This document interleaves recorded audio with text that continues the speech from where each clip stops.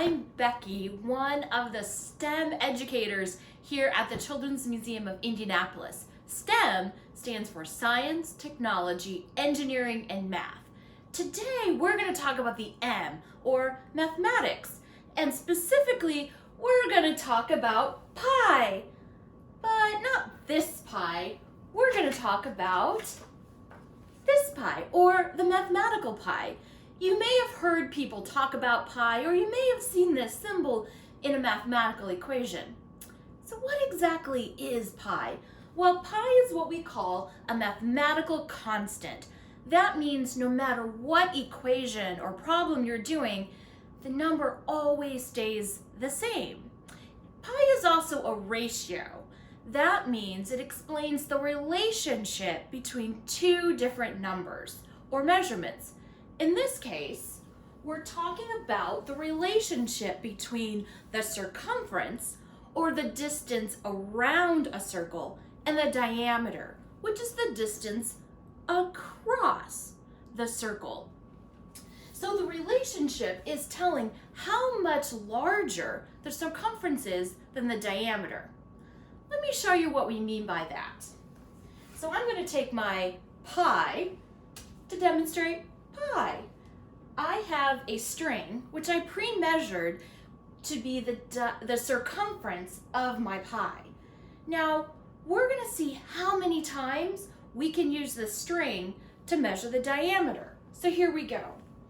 We have 1, 2, 3, and just a little bit extra.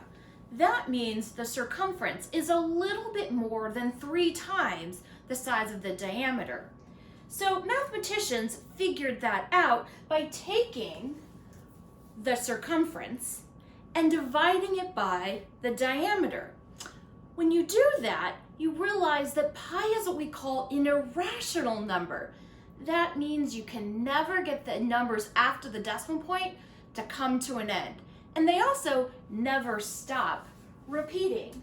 Because pi is an irrational number, a lot of people shorten pi to 3.14.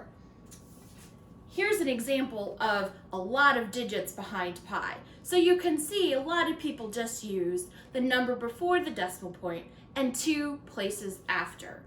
Pi is something that's been around for a long time. Mathematicians hundreds of years ago figured out this relationship.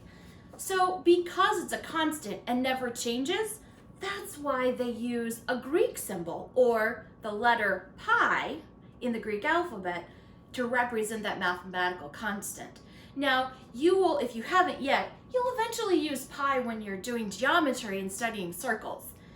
It's become something that's so common that we even have a special day to celebrate the mathematical constant pi. It is March 14th, or 314.